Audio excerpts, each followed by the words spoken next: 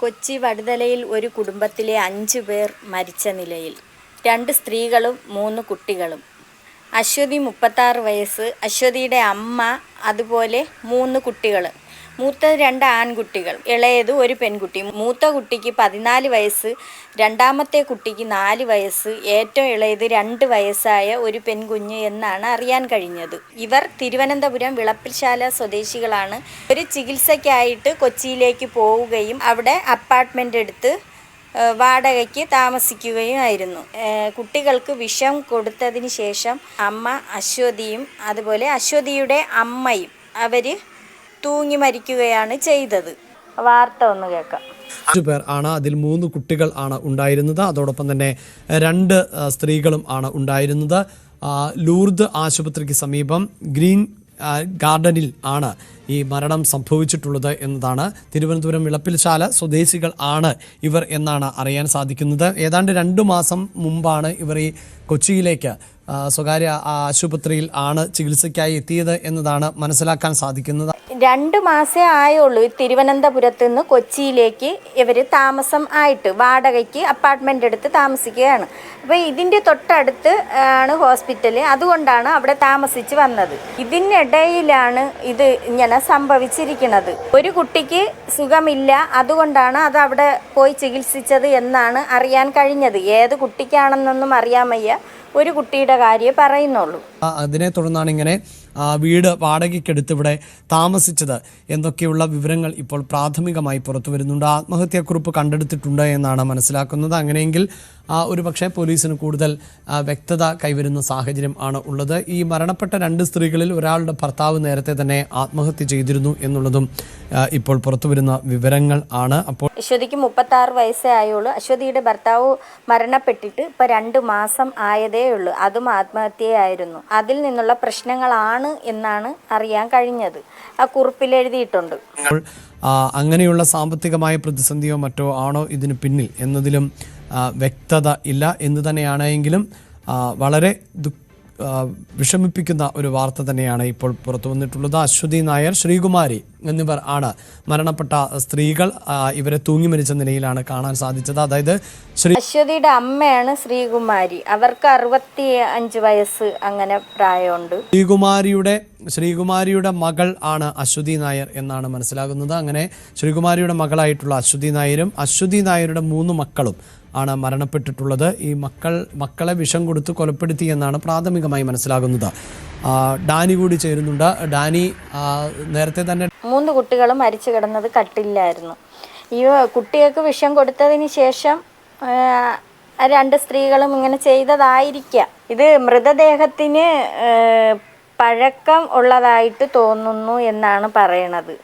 ഒരുപാട് പഴക്കമില്ല, എങ്കിലും പെട്ടെന്ന് ഉള്ള ഒരു ഇതല്ല, പഴക്കം ഉണ്ടായിരുന്നു എന്നാണ് അറിയാൻ കഴിയുന്നത്. ബാക്കിയുള്ളവരാരും ശ്രദ്ധിച്ച് കാണൂല. അപ്പോൾ അവിടെ ഇങ്ങനെ താമസിക്കുമ്പോൾ ഇപ്പോൾ അവർ ഇറങ്ങി ഇപ്പം ഹോസ്പിറ്റലിൽ പോകുന്നു, അതൊന്നും ബാക്കിയുള്ളവർ അങ്ങനെ ശ്രദ്ധിക്കാറില്ല. കയറി വരണതും പോണതും ശ്രദ്ധിക്കൂല. ഇപ്പോൾ ഒരു വീടാണ് എടുത്ത് താമസിച്ചിരുന്നിരുന്നെങ്കിൽ, ഒരു വീട്ടിലാണ് ഇപ്പം ഈ 5 പേരും കൂടെ താമസിച്ചിരുന്നിരുന്നെങ്കിൽ ഈ അയൽവക്കക്കാരൊക്കെ ശ്രദ്ധിക്കും. ഈ ഗ്രാമപ്രദേശത്തൊക്കെ അങ്ങനെയാണ്, അയൽവക്കക്കാർ ശ്രദ്ധിക്കും. അവർ പോണതും വരണതും എന്താണെന്നൊന്ന് വിളിച്ച് ചോദിക്കുകയോ അങ്ങനെയൊക്കെ ചെയ്യും. ഇത് പക്ഷേ അവരാരും അങ്ങനെയൊന്നും മൈൻഡ് ചെയ്യൂല. അതാണ് ഈ അപ്പാർട്ട്മെൻറ്റിൽ അവർ പോകുമ്പോൾ അവർ ഹോസ്പിറ്റലിൽ പോകുന്നു, വരുന്നു. പിന്നെ നോക്കുമ്പോൾ കുറച്ച് ദിവസം കൊണ്ട് അനക്കമില്ലാത്തതിൻ്റെ പേരിലായിരിക്കാം ചിലപ്പം വീട് അവിടെ പൂട്ടിയിട്ടിരുന്നു. അതേ ഇനി ഉടയൻ വന്ന് നോക്കിയോ? ഉടയൻ വിദേശത്താണ് എന്നാണ് അറിയുന്നത്. ഉടയൻ്റെ ബന്ധുക്കാർ അവിടെ അടുത്താണ്ട് താമസമുണ്ട്. ചിലപ്പോൾ ഇനി അങ്ങനെ വന്നപ്പോൾ പൂട്ടിയിട്ടിരുന്നതായിരിക്കാം. അന്വേഷണങ്ങൾ നടന്നുകൊണ്ടിരിക്കുന്നു. ബാക്കി വാർത്തയൊക്കെ ഡാനി സൂചിപ്പിച്ചു കഴിഞ്ഞു. അതായത് ഇങ്ങനെയൊക്കെ വരുന്ന ആളുകളെക്കുറിച്ച് സ്വാഭാവികമായും ഈ പ്രദേശത്തുള്ളവർക്കൊന്നും വലിയ ധാരണ ഉണ്ടാകണമെന്നില്ല. എങ്കിലും ഇതെങ്ങനെയാണ് ഈ പുറത്തറിഞ്ഞത്, ഇവർ മരണപ്പെട്ടു എന്ന വിവരം പുറത്തറിഞ്ഞത്? അത്തരം കാര്യങ്ങൾ അറിയാമോ? ഈ മൃതദേഹത്തിന് കൂടുതൽ കാലപ്പഴക്കമുണ്ടോ എന്നതിലൊക്കെ വ്യക്തത കൈവരുന്നുണ്ടോ? പ്രദേശത്തെ കൗൺസിലർ കൂടി ചേരുകയാണ്.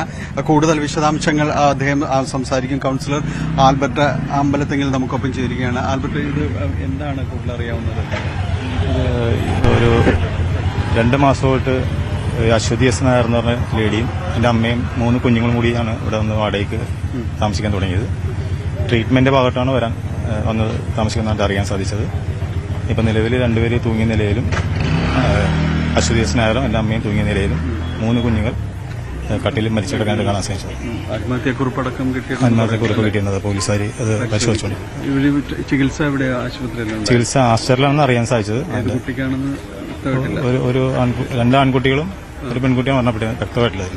ഏത് കുട്ടിക്കാണ് ചികിത്സ എന്നറിയില്ല. കൂടുതൽ കാര്യങ്ങൾ അറിയില്ല. ഇന്നിപ്പോ ഇൻക്വസ്റ്റ് കഴിഞ്ഞിട്ട് പോസ്റ്റ്മോർട്ടം ജനറൽ ആശുപത്രിയിലാണോ? ജനറൽ ഹോസ്പിറ്റലിലേക്ക് കൊണ്ടുവന്നത്.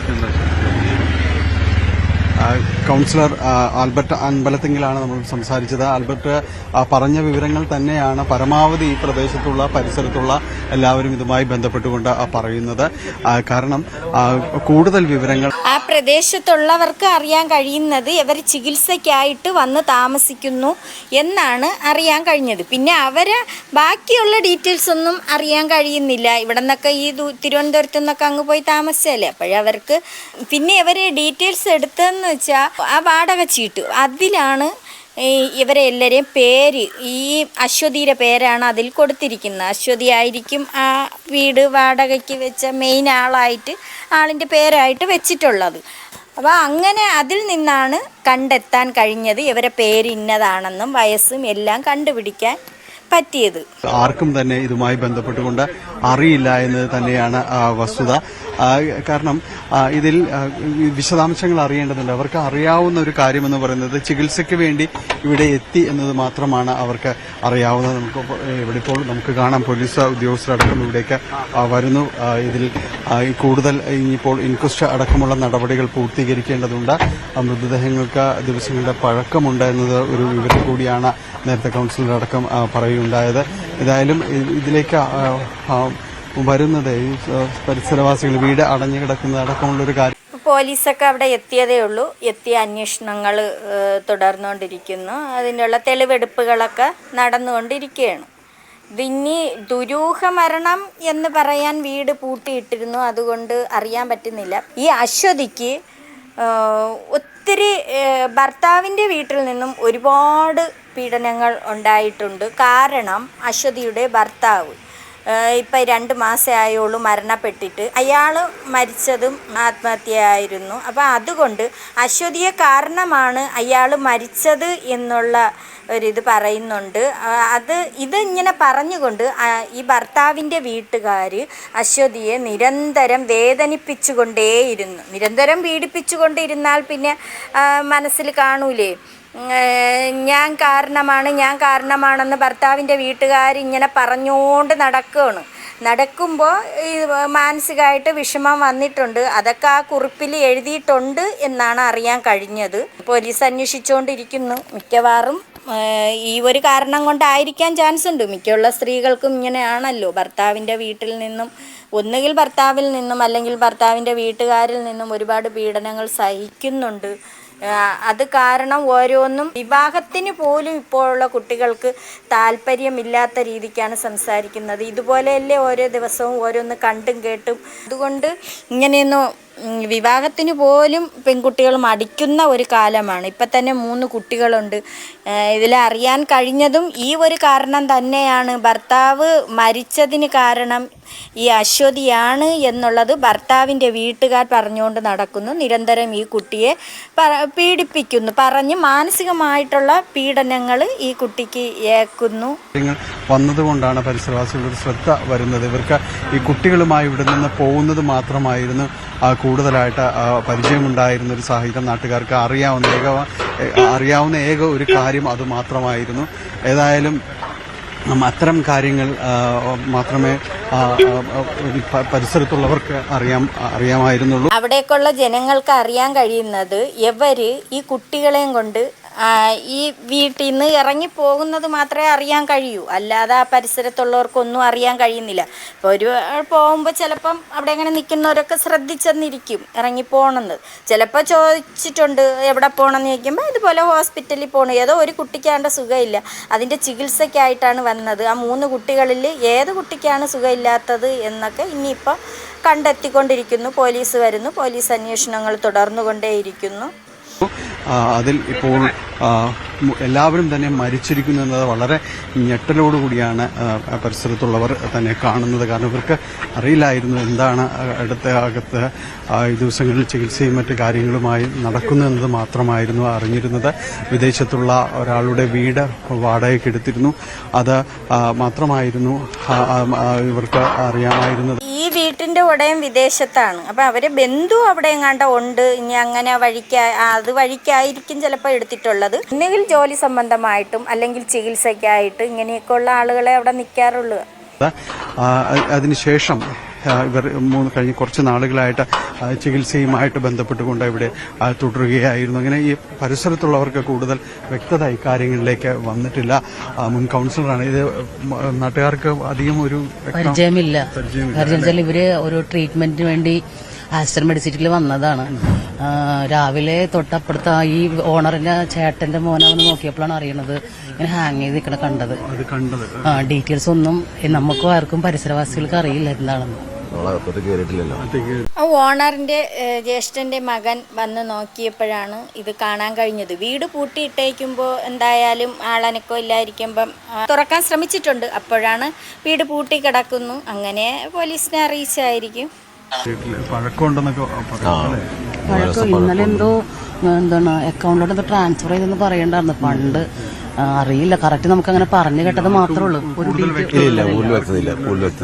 പരിസരത്തുള്ളവരാണെങ്കിലും ആർക്കും കൂടുതൽ വ്യക്തതയൊന്നും ഇല്ല. കുട്ടികളെ ഒന്നും ചെയ്യണ്ടായിരുന്നു, അതിനെയൊക്കെ വെറുതെ വിടാമായിരുന്നു. പക്ഷെ പിന്നെ ഒരു കാര്യമുണ്ട്, പിന്നെ ആര് നോക്കും? സ്ത്രീ നിരന്തരം ഇങ്ങനെ ഈ ഭർത്താവിൻ്റെ വീട്ടിൽ നിന്ന് നിരന്തരം ഇങ്ങനെ മാനസികമായിട്ടുള്ള പീഡനങ്ങൾ ഏറ്റുകൊണ്ടിരിക്കുമ്പോൾ പിന്നെ അമ്മയില്ല, അമ്മയും എല്ലാവരും കൂടെ അങ്ങ് തീരാം എന്ന് വിചാരിച്ച് കാണും. അതുകൊണ്ടായിരിക്കും കുട്ടികളെപ്പോലും വെറുതെ വിടാത്തത്. അതുപോലെ കുട്ടിയുടെ അച്ഛൻ്റെ വീട്ടുകാർ അങ്ങനെയുള്ളവരായിരിക്കും. അതുകൊണ്ടാണ് ഇങ്ങനെയൊക്കെ സംഭവിച്ചത്. കുട്ടികളെപ്പോലും ജീവനോടെ കൊടുക്കാതെ അതിനെയും 5 പേരും കൂടെ തീരട്ടെ എന്ന് വിചാരിച്ച് കാണും. ഒപ്പം തന്നെ ഈ മരണത്തിലേക്ക് നയിച്ചത് ഇവരുടെ ഭർത്താവ് അശ്വതി നായരുടെ ഭർത്താവ് 2 മാസം മുൻപാണ് മരിച്ചത്. ആ മരണത്തിന് ശേഷം ആ വീട്ടുകാരുടെ ഒരു കുറ്റപ്പെടുത്തൽ, അതായത് ആ മരണത്തിന് കാരണം ഈ സ്ത്രീയാണ്, ഇവരുടെ കുടുംബമാണ് എന്നുള്ള, ഈ ഭാര്യയാണ് അല്ലെങ്കിൽ ഭാര്യയുടെ വീട്ടുകാരാണ് എന്നൊക്കെ രീതിയിലുള്ള ഒരു കുറ്റപ്പെടുത്തൽ ഉണ്ടായിരുന്നു എന്നുള്ളതാണ് ഈ നോട്ടിൽ തന്നെ പറയുന്നത്. അതുമായി ബന്ധപ്പെട്ടുള്ള കൂടുതൽ അന്വേഷണം നടക്കും എന്നുള്ളതും ACP അറിയിക്കുന്നു. ഈ ഒരു പോസ്റ്റ്മോർട്ടം നടപടികൾക്ക് ശേഷം മൃതദേഹം വിളപ്പിൽശാലയിലേക്ക് കൊണ്ടുപോകും. മറ്റെന്തെങ്കിലും കാരണങ്ങൾ ഇതിന് പിന്നിലുണ്ടോ എന്നുള്ളത് കൂടി അന്വേഷിച്ച് വരികയാണ് എന്നുള്ളതും കൂടി പോലീസ് അറിയിക്കുന്നു. അതായത് മറ്റെന്തെങ്കിലും മാനസിക പ്രയാസങ്ങൾ ഇവർക്ക് ഉണ്ടായിരുന്നു എന്നുള്ളത് ഇതിൽ വളരെ കൃത്യമായി തന്നെ വിവരങ്ങളൊക്കെ. അപ്പം ഇതാണ് കാരണം.